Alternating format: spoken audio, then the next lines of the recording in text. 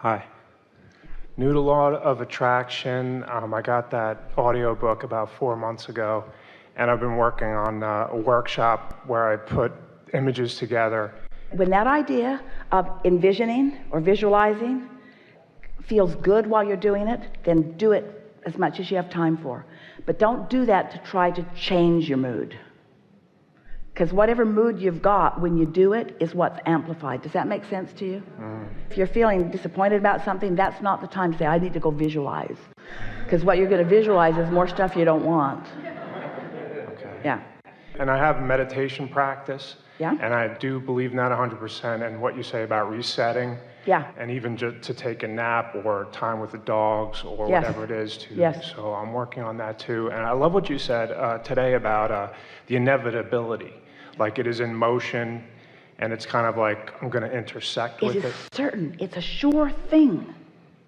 Yeah, and I guess that's why I'm here, because Yeah. I wanted to sort of reinforce that. Yeah. And Well, the timing of it's a variable, but you have more control over that, and more you realize that. When you think about it, your journey never ends. You receive a desire, you get in the receiving mode, and you receive a desire, and then, let's say in the optimum situation, you're tuned in, you mostly stay that way, so it's playing out, and you're having rendezvous and experiences, but all along that way, more ideas are coming too, and more ideas are coming too, and more ideas, and more ideas, and more ideas.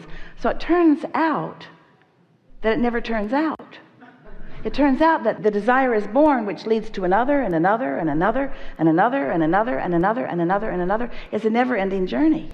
And so when you get hooked on that good feeling of it unfolding, unfolding, unfolding, and you never need a destination, so there's never any disappointment. It's just, in what way is the universe going to cooperate with me today? Oh, there, and there, and there. So there's just this constant validation of you being on track about what you want. Sometimes you get so fixated on what you think is the end of the journey that the fact that you're not at the end of the journey causes you to get wonky in your energy, where if you accept that there is no ending, it's just more good stuff and more good stuff and more good stuff. So Esther's favorite phrase now is, now what? Now what? Now what? In what way, universe, are you going to surprise and delight me today about the things that you know I care about? All day, every day. All day, every day. All day, every day. I did bring one thing with me. Good. Which is the actions that I want to take. Versus like, I hear you, I listen to you, Yes. and it makes perfect sense Yes. to me, but then it's like, Yeah. now it's time to enact that. And I think it's Yes. what you just said, like the now, like, So the question is, I guess it is my willingness to take actions on that path of least resistance. Like, so the well, willingness. that's really why we are asking this one thing of all of you. So let's just say that you're new enough or not practiced enough. This isn't true, but let's just say that you don't really know what your vibration is. So you don't know if you're really in the receptive mode or not. These thoughts are all too new to you, and so you really don't know what your vibration is. So all you got to work with is how things are turning out. Well, when something turns out and it sucks, say to yourself, what thoughts have I been consistently thinking that match up with that? Teach yourself what led to that, and then don't do it anymore. It really is that simple. Teach yourself what led to that, and then don't do it anymore.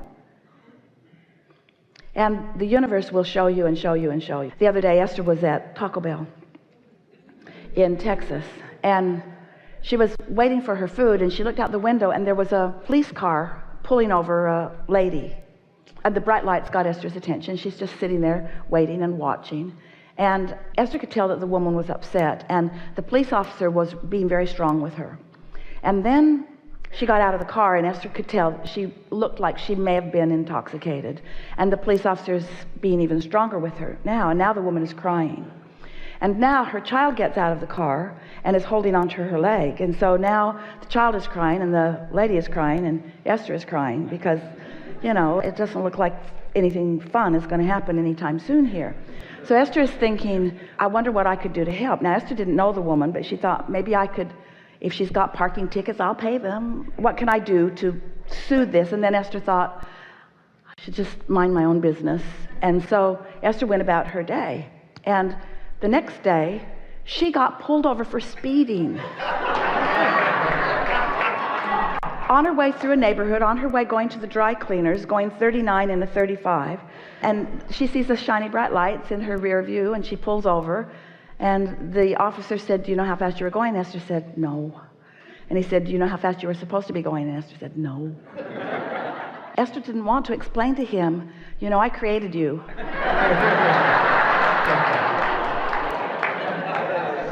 I was thinking about you yesterday and your shiny lights, and here you are. But he didn't give her a ticket. He just gave her a warning. And as Esther was driving away, she thought, damn, thoughts are really turning to things quickly around here. Because what you think about is actualizing. It just is. But that's good news, because that means you can figure out what you're doing. There's no question in Esther's mind. Next time she sees shiny bright lights, she's going to look away. She's looking away. She's not going to get involved. She's not going to get out her mental checkbook. She's not going to take that child home and feed it for the night. She's not going to bail that lady out of jail. She's not going to put her in a drug improvement program. She's going to look away. Because her thoughts about everything turn to things that happen to her. Is it? So I got that from your book. I want that not for my experience. Like, that was something you'd say over and over in the book. And it's also great because a big part of what I want to do is my father was a police officer. And it's funny that you kind of...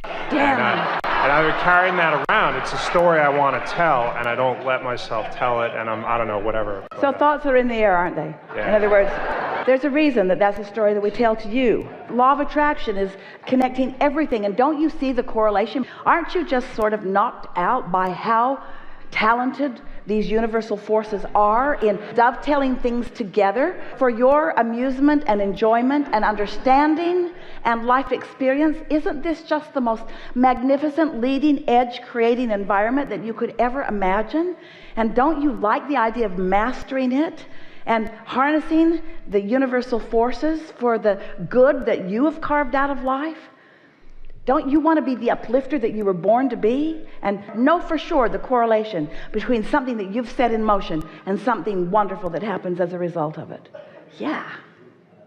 Really good. Enough? Yeah. Really good. Yeah.